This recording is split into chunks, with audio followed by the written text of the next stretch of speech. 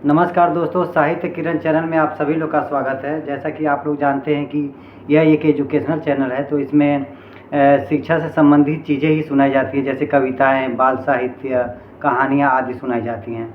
तो आज हम आप लोग को हिंदी व्याकरण के बारे में बताएंगे कि किस तरह से हिंदी व्याकरण को पढ़ के और अच्छे से सीख के हम अपनी भाषा में होने वाली त्रुटि का समाधान कर सकते हैं। अधिकांश विद्यार्थी यह जानते हैं कि व्याकरण बहुत ही नीरस और उबाऊ विषय है, तो उसको ज़्यादातर लोग ध्यान नहीं देते हैं, जिसके कारण हम अपनी जो हिंदी मातृभाषा है उसके कई जो मातृभाषा है उसमें कई चीज़ें हमसे छूट जाती है और उसमें अशुद्धिकरण होता है। तो इस तरह से अब मैं आप लोग को आज हिंदी व्याकरण के बारे में समझाऊंगा। हिंदी व्याकरण शुरू करने से पहले, प्रारंभ करने से पहले सबसे पहले आप लोगों को मैं ये बताऊंगा कि भाषा क्या होती है।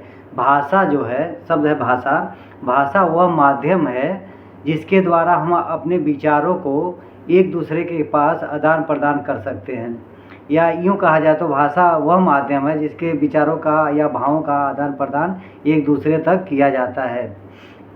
तो भाषा के दो भेद होते हैं। भाषा जो है इसमें दो भेद होते हैं। पहला भाषा होता है लिखित भाषा और दूसरी होती है मौखिक भाषा। भाषा के दो भेद होते हैं। याद कर लीजिए कि भाषा के दो भेद होते हैं, दो रूप होते हैं। एक रूप है मौखिक, जिससे हम मुंह से बोलकर अपने विचारों को किसी से कहते हैं, और दूसरा होता है लिखित। लिखित भाषा में हम अपने विचारों को लिख कर एक दूसरे के पास भेजते हैं और फिर उसको उनके द्वारा प्राप्त करके उसको समझते हैं। मौखिक भाषा और लिखित भाषा ये हो गई।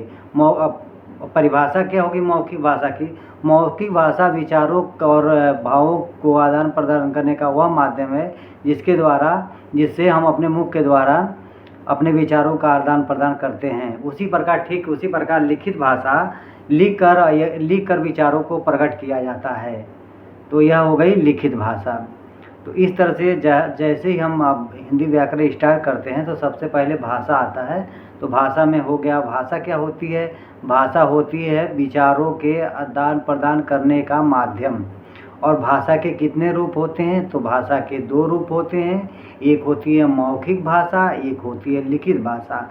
और हिंदी जो है हमारी राष्ट्रभाषा है, इसलिए हिंदी व्याकरण को समझना, ठीक से समझना बहुत ही आवश्यक होता है। क्योंकि हिंदी को ठीक से न समझने के कारण हम अपने वाक्यों में त्रुटि कर देते हैं, अपने गद्यांश में त्रुटि करते हैं, अपने पद्यांश में करते हैं, लिखने में मात्राओं की त्रुटि होती है। इस तरह से हम आप लोगों को अब शुरुआत की है भाषा कैसे, मतलब व्याकरण, हिंदी व्याकरण के बारे में समझाने और पढ़ाने का काम कर रहे हैं।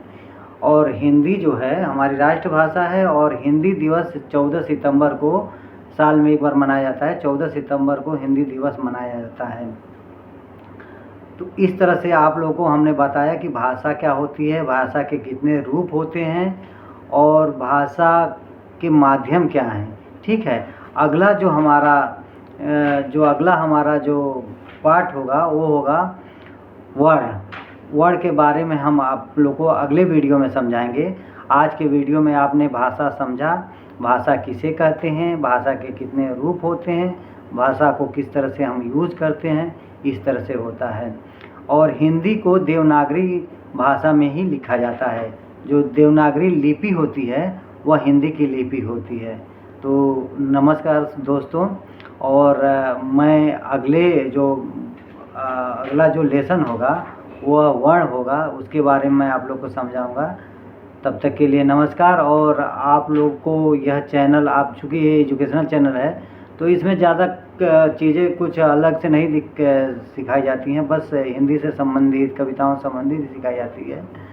तो आप लोग इस वीडियो पे कमेंट ज़रूर कीजिएगा ताकि हम आगे भी इस तरह का प्रयत्न करते रहें और आप लोग को हिंदी का ज्ञान प्राप्त कराते रहें। धन्यवाद।